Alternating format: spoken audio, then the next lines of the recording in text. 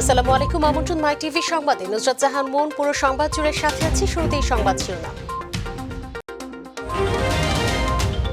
6 দিনের রাষ্ট্রীয় সফরে মালদ্বীপে প্রধানমন্ত্রী শেখ হাসিনা। সফরে স্বাক্ষরিত হতে পারে 2টি চুক্তি ও 2 সমঝোতা স্মারক। রাষ্ট্রপতির সঙ্গে ইসি গঠন নিয়ে জাসদের সংলাপ। আগামী নির্বাচনকে যারা বানচাল করতে চায় তারাই এই উদ্যোগকে প্রশ্নবিদ্ধ করছে বললেন ইনু। ইসি গঠনের সংলাপের নামে খেলা শুরু হয়েছে বললেন মির্জা ফখরুল। আন্দোলনের কৌশল পরিবর্তনে পরামর্শ দলটির ভাইস চেয়ারম্যান নোমান। বিচারপতি ও ন্যায়পাল নিয়োগের আইন প্রণয়নের কাজ চলছে জানিয়েছেন আইনমন্ত্রী। ভেদাভেদ ভুলে একসঙ্গে কাজ করার আহ্বান মেয়র আতিকের।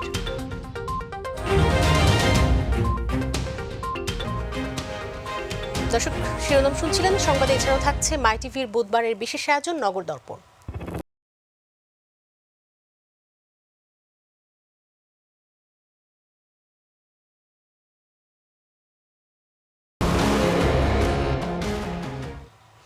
বিস্তারিত সংবাদে যাচ্ছি। মালদ্বীপের প্রেসিডেন্ট ইব্রাহিম মোহাম্মদ সোলিহর আমন্ত্রণে 6 দিনের রাষ্ট্রীয় সফরে মালদ্বীপে পৌঁছেছেন প্রধানমন্ত্রী শেখ হাসিনা।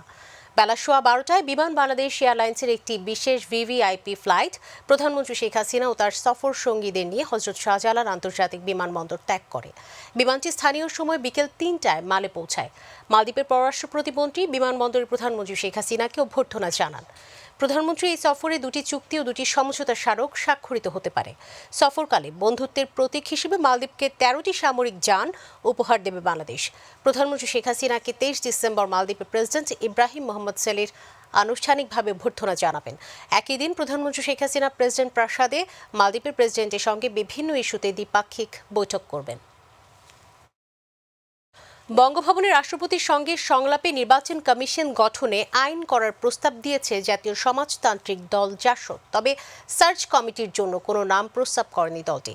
বিকেলে জাসদ সভাপতি হাসানুল হক ইনু এমপি ও তার সাধারণ সম্পাদক শিরিন আক্তার এমপির নেতৃত্বে 7 সদস্যের প্রতিনিধি দল রাষ্ট্রপতির সঙ্গে দেখা করে এই প্রস্তাব রাখে। সংলাপ শেষে বঙ্গভবন থেকে বেরিয়ে হাসানুল হক ইনু বলেছেন, যারা আগামীতে নির্বাচনকে বানচাল করতে চায় তারাই রাষ্ট্রপতির এই উদ্যোগকে প্রশ্নবিদ্ধ করছে। মাহবুব সৈকত জানাচ্ছেন বিস্তারিত। নির্বাচন কমিশন গঠনে রাজনৈতিক দলগুলোর সাথে আলোচনার অংশ হিসেবে দ্বিতীয় দিন রাষ্ট্রপতি মোহাম্মদ আব্দুল হামিদের আমন্ত্রণে বঙ্গভবনে আসেন হাসানুল হক ইনুর নেতৃত্বাধীন জাসদের 7 সদস্যের প্রতিনিধি দল। বৈঠক শেষে বঙ্গভবনের বাইরে এসে রাষ্ট্রপতির কাছে ইসি গঠন নিয়ে দেয়া প্রস্তাবের বিষয় তুলে ধরেন জাসদ সভাপতি। গত কয়েকটা নির্বাচন অনুসন্ধান কমিটির মধ্য দিয়ে হয়েছে, কখনো বিতর্ক দেখা দিয়েছে, কখনো বিতর্ক দেখা দেয়নি। সুতরাং আমরা সংলাপের মধ্য দিয়ে একটা বিতর্কের ঊর্ধ্বে একটা দক্ষ গ্রহণযোগ্য নির্বাচন কমিশন গঠন করার রাষ্ট্রপতির উদ্যোগকে সহযোগিতা করা বাঞ্ছনীয় মনে করেছি। নতুন কমিশন গঠন নিয়ে আগামীতে আইন প্রণয়নের পরামর্শ দিয়েছে আওয়ামী লীগ নেতৃত্বাধীন 14 দলের শরিক এই দলটিও। এই নির্বাচন কমিশনের গঠন নিয়ে যে বিব্রতকর অবস্থা 5 বছর পর পর হয়, তার থেকে স্থায়ী সমাধান করার জন্যে মহামান্য রাষ্ট্রপতি যেন তার ভূমিকা গ্রহণ করেন, ভবিষ্যতে একটা আইনি কাঠামো তৈরি করার জন্যে উনি যেন সরকারকে উপযুক্ত পরামর্শ এবং দিক নির্দেশনা দেন। নির্বাচন কমিশন গঠন নিয়ে রাষ্ট্রপতির সংলাপের বিষয়ে সভা সমাবেশে বিএনপি নেতাদের দেয়া বক্তব্যের সমালোচনা করেন হাসানুল হক ইনু। যে রাষ্ট্রপতির এই উদ্যোগটাকে স্বাগত না জানিয়ে যারা নাকচ করে দিচ্ছেন, তারা কিন্তু সংলাপ প্রক্রিয়াটাকে বানচাল করতে চাচ্ছেন। যারা নির্বাচনই বানচাল করতে চান তারা সংলাপও বানচাল করবেন। এর আগে রাজনৈতিক দলগুলোর সাথে আলোচনার প্রথম দিন সোমবার ইসি গঠন নিয়ে রাষ্ট্রপতির আমন্ত্রণে বঙ্গভবনে এসে সংলাপে অংশ নেয় সংসদের বিরোধী দল জাতীয় পার্টি। মাহবুব সৈকত, মাই টিভি, ঢাকা। বিচারপতি ও ন্যায়পাল নিয়োগের আইন প্রণয়নের কাজ চলছে। শিগগিরই এই বিষয়ে জানানো হবে বলে জানিয়েছেন আইনমন্ত্রী আনিসুল হক। নারী পুরুষের ভেদাভেদ ভুলে সবাইকে একসঙ্গে কাজ করতে হবে বলে জানিয়েছেন ঢাকা উত্তর সিটি কর্পোরেশনের মেয়র আতিকুল ইসলাম। সকালে রাজধানীর গুলশান বিচারপতি শাহাবুদ্দিন পার্কে এক অনুষ্ঠানে তারা এসব কথা বলেন। তারা জানান, আইন করে নারী পুরুষের সমতা আনা যায় না। এসএম খোরশেদ আলমের রিপোর্ট। নারী পুরুষের সমতা, রুখতে পারে সহিংসতা, এই স্লোগানে অনুষ্ঠানের আয়োজন করে ঢাকা উত্তর সিটি কর্পোরেশন। আমরা শুধু রাস্তাঘাটে ঝাড়ুই দেই না। অনুষ্ঠানে নারী পুরুষের ভেদাভেদ ভুলে একসঙ্গে কাজ করার আহ্বান জানান ডিএনসিসির মেয়র আতিকুল ইসলাম। সকলের জন্য এই শহর, এখানে কোনো ধরনের নারী পুরুষ শিশু কারোর কোনো ভেদাভেদ থাকতে পারবে না বলে আমরা মনে করি। প্রধান অতিথির বক্তব্যে আইনমন্ত্রী আনিসুল হক বলেন, শুধু আইন করে নারী পুরুষের সমতা আনা সম্ভব নয়। নারী ও শিশু নির্যাতন দমন আইন, আইনগত সহায়তা প্রদান আইন, পারিবারিক সহিংসতা প্রতিরোধ ও সুরক্ষা আইন, এবং আমি অনেকগুলি লিস্ট দিতে পারব, কিন্তু এই সব আইনগুলি কিন্তু করা নারীদের সুরক্ষার জন্য। আমরা চাই যে সমাজে নারীরা অধিকার নিয়ে বেঁচে থাকুক, নারীদের যে অধিকার সেটা পুরুষদের অধিকার সে সমান এবং তার মধ্যে কোনো ভেদাভেদ নাই। এরপর সাংবাদিকদের মুখোমুখি হন আইনমন্ত্রী। শিগগিরই বিচারপতি ও ন্যায়পাল নিয়োগের আইন করা হচ্ছে বলে জানান আনিসুল হক। সংবিধানে অনেকগুলি অনুচ্ছেদে বলা আছে আইন করার কথা, এবং সেই পরিপ্রেক্ষিতে আমরা কিন্তু অনেকগুলি আইন করেছি, এবং যেইগুলিতে আইন করা হয় নাই সেগুলির আইন করার প্রক্রিয়া কয়েকটার মধ্যে চলছে। বিচারপতি নিয়োগের আইনটা এটা নিয়ে কাজ করা হচ্ছে, ইনশাআল্লাহ এটা কিছুদিনের মধ্যেই শেষ হবে। SM খুরশেদ আলম, মাই টিভি, ঢাকা। নির্বাচন কমিশন গঠনে সংলাপের নামে খেলা শুরু হয়েছে বলে মন্তব্য করেছেন বিএনপি মহাসচিব মির্জা ফখরুল ইসলাম আলমগীর। সরকার নিজেই নির্বাচন ব্যবস্থা ধ্বংস করছে বলে অভিযোগ তার। টাঙ্গাইল জেলা বিএনপির সমাবেশে এসব অভিযোগ করেন তিনি। এ ধরনের কর্মসূচির মাধ্যমেই সরকার পতন বা খালেদা জিয়ার মুক্তির দাবি আদায় হবে না বলে মন্তব্য করেছেন। আন্দোলনের কৌশল পরিবর্তনে শীর্ষ নেতাদের পরামর্শ দেন দলটির ভাইস চেয়ারম্যান আব্দুল্লাহ আল নোমান। রাজধানীতে এক আলোচনা সভায় এ পরামর্শ দেন। মাহবুব সৈকতের আরও একটি রিপোর্ট। উন্নত চিকিৎসার জন্য খালেদা জিয়াকে বিদেশে যাওয়ার অনুমতি দেওয়ার দাবিতে দেশব্যাপী কর্মসূচির অংশ হিসেবে টাঙ্গাইলের পানির ট্যাঙ্ক মাঠে সমাবেশ করে জেলা বিএনপি।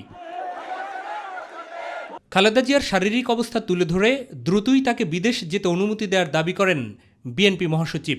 অবিলম্বে দেশনেত্রী বেগম খালেদা জিয়ারকে মুক্তি দিন এবং তার সুচিকিৎসার জন্য বাইরে যাওয়ার ব্যবস্থা করুন। জনগণের দুর্বল কোনো আন্দোলনের মধ্য দিয়ে আপনারা পালাবার পথ খুঁজে পাবেন না। ইসি গঠন নিয়ে চলমান সংলাপ নিয়েও কথা বলেন মির্জা ফখরুল ইসলাম আলমগীর। পত্র পত্রিকা ঢালাও করে সংলাপ খেলা শুরু হয়ে গেছে আবার। এই আওয়ামী লীগ যতক্ষণ সরকারে থাকবে ততক্ষণ নির্বাচন কমিশন করে কোনো লাভ হবে না। এটা প্রমাণিত হয়ে গেছে যে নির্বাচনকালীন সময়ে যদি নিরপেক্ষ সরকার না থাকে তার নির্বাচন কোনোদিন সুষ্ঠু অবাধ হতে পারে না। অন্যদিকে একই দাবিতে হবিগঞ্জে ঘোষিত কর্মসূচি পালন করতে পারেনি বিএনপি। বিভিন্ন স্থান থেকে আসা নেতাকর্মীদের মিছিলে বাধা দিলে এ নিয়ে সংঘর্ষ হয় পুলিশের সাথে। এদিকে জাতীয় প্রেস ক্লাবে এক আলোচনায় কর্মসূচির কৌশল পরিবর্তন এবং কঠোর আন্দোলনের কথা বলেন বিএনপির ভাইস চেয়ারম্যান আব্দুল্লাহ আল নোমান। যদি দেশের রাজনৈতিক নেতৃত্ব যদি কর্মসূচি প্রদান করতে না পারে তাহলে সেখানে আমরা সফলতা অর্জন করতে পারবো না, কিন্তু প্রোগ্রাম দিতে হবে। এবং প্রোগ্রামটা কিসের? পতনের আন্দোলনের প্রোগ্রাম। মাহবুব সৈকত, মাই টিভি, ঢাকা। বাংলাদেশের আইনশৃঙ্খলা বাহিনীকে নিয়ে যুক্তরাষ্ট্রের অভিযোগ মিথ্যাচার বলে মন্তব্য করেছেন কৃষিমন্ত্রী ডক্টর মোহাম্মদ আব্দুর রাজ্জাক।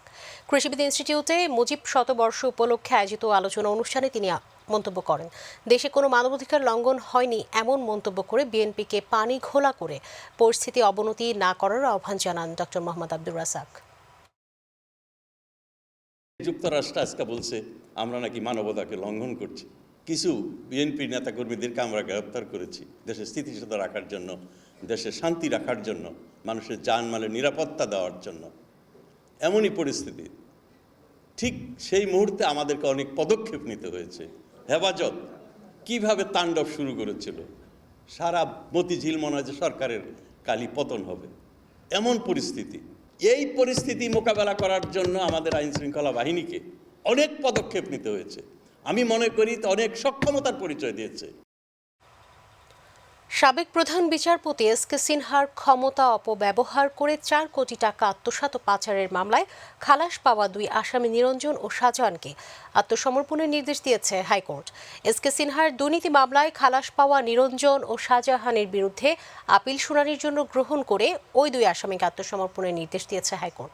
বুধবার সকালে বিচারপতি এম ইনায়েতুর রহিমের নেতৃত্বাধীন হাইকোর্ট বেঞ্চ এই আদেশ দেন। 4 কোটি টাকা আত্মসাৎ ও পাচারের মামলায় 2 আসামি টাঙ্গাইলের বাসিন্দা মোহাম্মদ শাহজাহান এবং নিরঞ্জন চন্দ্র সাহার খালাসের বিরুদ্ধে আপিল করে দুদক। 20 ডিসেম্বর হাইকোর্টে আপিল করে প্রতিষ্ঠানটি। দুর্নীতি দমন কমিশন সে খালাসের বিরুদ্ধে হাইকোর্ট ডিভিশনে আপিল করেছে। আজকে আপিলটি কার্যতালিকায় ছিল এবং এটা আমরা আমাদের আর্গুমেন্ট করেছি। আমরা বলেছি যে ওনাকে খালাস দেওয়া হয়নি। আমরা দুর্নীতি দমন কমিশন সিদ্ধান্ত নিয়েছে আপিল করবে। আজকে আপিল শুনানির জন্য গ্রহণ করেছে এবং আসামিদেরকে অতি সত্বর বিচারিক আদালতের আত্মসমর্পণের নির্দেশ দিয়েছে। ঠাকুরগাঁওয়ের বীরাঙ্গনা মাজেদাকে কেন ভাতা দেয়া হবে না তা জানতে চেয়ে রুল জারি করেছেন হাইকোর্ট। একই সঙ্গে তাকে কেন মুক্তিযোদ্ধা হিসেবে তালিকাভুক্ত করা হবে না তাও জানতে চাওয়া হয়েছে। আগামী 4 সপ্তাহের মধ্যে এই রুলের জবাব দিতে বলা হয়েছে মুক্তিযোদ্ধা মন্ত্রণালয়ের সচিব সহ সংশ্লিষ্টদের। অন্যদিকে মুক্তিযোদ্ধা হিসেবে মাজেদাকে অন্তর্ভুক্ত করে জারি করা গেজেট বাতিলের সিদ্ধান্ত স্থগিত করা হয়েছে। দুপুরে হাইকোর্টের বিচারপতি মোহাম্মদ মামুনুর রহমান ও বিচারপতি খন্দকার দিলুরুজ্জামানের সমন্বয়ে গঠিত বেঞ্চ এ আদেশ দেন। পরে মাজিদার আইনজীবী ব্যারিস্টার সাবরিনা জেরিন সাংবাদিকদের এই বিষয়ে বিস্তারিত জানান। আজকে মহামান্য আদালত আজকে আমাদের একটা রুল এবং স্টে দিয়েছে, যে নতুন গ্যাজেটটি হয়েছে সেটার উপর স্টে দিয়েছে এবং রুলে এটাও ইস্যু করা হয়েছে যে কেন আমাদের নাম নতুন গ্যাজেটে নেই এবং আমাদের যে ভাতা যেটা পাচ্ছিলাম না সেই জন্য ভাতাটাও পাওয়া হয়। লেখক ও ব্লগার অভিজিৎ হত্যা মামলায় মেজর জিয়ার ব্যাপারে খোঁজ খবর নেওয়া হচ্ছে বলে জানিয়েছে র্যাব। তথ্য পাওয়া মাত্রই গ্রেফতার করা হবে বলে জানান র্যাবের আইন ও গণমাধ্যম শাখার পরিচালক কমান্ডার খন্দকার আল মঈন। দুপুরে কারওয়ানবাজার র্যাব মিডিয়া সেন্টারে আয়োজিত সংবাদ সম্মেলনে তিনি কথা জানান। এছাড়া কিশোরগঞ্জ সদর এলাকার ব্যবসায়ী রবিজুদ্দিন হত্যা মামলার রহস্য উদ্ঘাটন করে হত্যাকারী মুয়াজ্জিন জাকির হোসেনকে লক্ষ্মীপুর থেকে গ্রেফতার করা হয়েছে বলে জানান খন্দকার আল মঈন। নিহত ব্যক্তি তার নাম হচ্ছে রমিজুদ্দিন এবং তার বাসা মনোহরদী নরসিংদী। কিশোরগঞ্জ থানা পুলিশ ঘটনাস্থল থেকেই তখন একটি রক্তমাখা হাতুড়ি তারা উদ্ধার করেছিল। এই জাকির হোসেন যে কিনা নিহত যে রমিজ তার এলাকার মসজিদের মুয়াজ্জিন, তাকে আমরা লক্ষ্মীপুরে একটি মসজিদ থেকে তাকে আমরা গ্রেফতার করতে সক্ষম হই। গ্রেফতারকৃত জাকির এই হত্যাকাণ্ডের কথা উনি স্বীকার করেছেন। দর্শক, এবার নগর দর্পণ। ঢাকা উত্তর সিটি কর্পোরেশনের ওভারহেড কেবল মাটির নিচে নেয়ার পরিকল্পনা থাকলেও এখনও তা বাস্তবায়ন হয়নি। তাই গুলশান 2-এর অলিগলি সহ যত্রতত্র ঝুলে আছে বিদ্যুতের লাইনের পাশাপাশি ডিশ সংযোগের কেবল, ইন্টারনেট ও টেলিফোনের তার। প্রায় ঘটছে দুর্ঘটনা। এসএফ খোরশেদ আলম জানাচ্ছেন বিস্তারিত। ক্যামেরায় ছিলেন তরিকুল ইসলাম খোকন।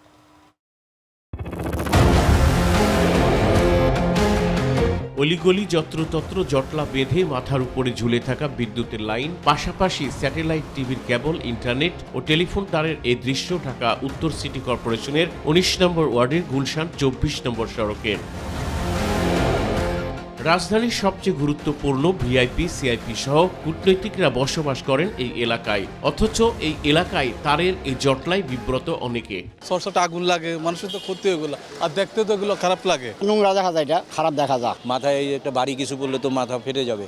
যে কোনো মুহূর্তে বড় ধরনের দুর্ঘটনার কবলে পড়তে পারে গোটা এলাকা। যেভাবে তারগুলো ঝুলে আছে আপনারা খেয়াল করে দেখেন, এটা যে কোনো সময় যে কোনো ধরনের দুর্ঘটনা ঘটতে পারে। ইলেকট্রিকের খাম্বার সঙ্গে তো নেটের তার রাখাটা ঠিক না। ইলেকট্রিকের খাম্বা সরকারি জিনিস, শুধু ইলেকট্রিকের জিনিসই থাকবে। দেশ যখন ডিজিটাল হচ্ছে তখন তারের এই জটলা দূর করতে সংশ্লিষ্টদের নজর দেওয়ার তাগিদ এলাকাবাসীর। ক্যাবেল ছাড়া কিভাবে এক জায়গা থেকে মনিটরিং করা যায় সেরকম কোনো আধুনিক চলছে, এই প্রচেষ্টা তো যারা করে তারা জানতে পারবে। আমার দেশ যদি এখন ডিজিটাল হয়, এটাও ডিজিটাল হওয়া উচিত। নগরীর সৌন্দর্য বর্ধনে গুলশান এলাকার তার সরানোর কাজ চলছে বলে জানালেন স্থানীয় জনপ্রতিনিধি ও ডিএনসিসির প্রধান নির্বাহী কর্মকর্তা। গুলশানে কোনো তার ঝুলন্ত অবস্থা আপনি দেখতে পাবেন না। আমাদের কাজ চলমান আছে, চলতেছে, গতি ধীর। এই দায়িত্বে যারা আছেন তারা যাতে এই কাজটাকে আরও কীভাবে ত্বরান্বিত করা যায়, আরও কীভাবে দ্রুত গতিতে শেষ করা যায় এবং এই প্রশ্নের সম্মুখীন থেকে মুক্তি পাওয়া যায়, সেই লক্ষ্যে কাজ করবেন। ইতিমধ্যে বিভিন্ন সংস্থা তাদের উদ্যোগে তারগুলো কেটে নিচ্ছে, আমরা এটা মনিটরিং করছি, আমরা দেখভাল করছি। কোথাও কোথাও তার এখনও রয়ে গেছে। আমরা সেইগুলোও সরিয়ে দেওয়ার জন্য কার্যকর উদ্যোগ গ্রহণ করার মধ্যেই আছি এবং এটি একটি চলমান প্রক্রিয়া। অপসারণের জন্য আর একটু সময়ের প্রয়োজন হবে। আমরা আশা করছি যে কোনো ঝুলন্ত তার ঢাকা মহানগরীতে, বিশেষ করে উত্তর সিটি কর্পোরেশন এলাকায় থাকবে না। SM খুরশেদ আলম, মাই টিভি, ঢাকা। বাংলাদেশ জাতীয় সংসদের স্পিকার ডক্টর শিরীন শারমিন চৌধুরী বলেছেন, অনেক সফলতা অর্জনের মধ্য দিয়ে স্বাধীনতার সুবর্ণ জয়ন্তী উদযাপন করছে বাংলাদেশ। স্বাধীনতার পরপরই জাতির পিতা বঙ্গবন্ধু শেখ মুজিবুর রহমান প্রাথমিক শিক্ষাকে বাধ্যতামূলক ও অবৈতনিক করেছিলেন, যা তার সুদূর প্রসারী দৃষ্টিভঙ্গির ফসল। তার আদর্শকে বুকে ধারণ করে আলোকিত জাতি গঠনে সকলকে আত্মনিয়োগের আহ্বান জানান স্পিকার। বাংলাদেশের স্বাধীনতার সুবর্ণ জয়ন্তী উদযাপন উপলক্ষে আয়োজিত অনুষ্ঠানে প্রধান অতিথি হিসেবে ভার্চুয়ালি যুক্ত হয়ে স্পিকার এসব কথা বলেন।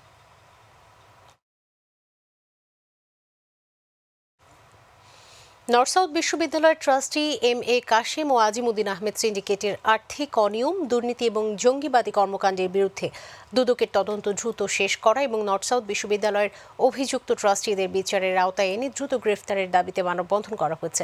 সকালে জাতীয় প্রেস ক্লাবের সামনে আইন ও মানবাধিকার সুরক্ষা ফাউন্ডেশন এই মানববন্ধনের আয়োজন করে। তদন্ত বানচাল করে দেওয়ার জন্য নানাভাবে অপচেষ্টা করে যাচ্ছে।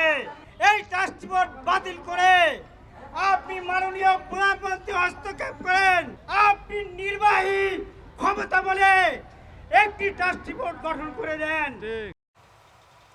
সিরাজগঞ্জের রায়গঞ্জ ও তারাস উপজেলায় তৈরি হচ্ছে সুস্বাদু খেজুরের গুড়। শীত মৌসুমের শুরুতেই দেশের বিভিন্ন স্থান থেকে আসা গাছিরা স্থানীয় কৃষকদের কাছ থেকে খেজুর গাছ লিজ নিয়ে রস সংগ্রহ করে গুড় তৈরি করছে, যা স্থানীয় চাহিদা মিটিয়ে যাচ্ছে দেশের বিভিন্ন জেলায়।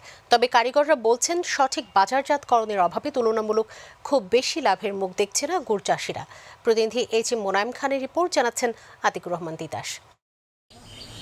হিমেল হাওয়া আর চারিদিকে ঘন কুয়াশা। এরই মধ্যে খেজুর গাছে লাগানো মাটির হাড়ি থেকে রস সংগ্রহে ব্যস্ত এই গাছি।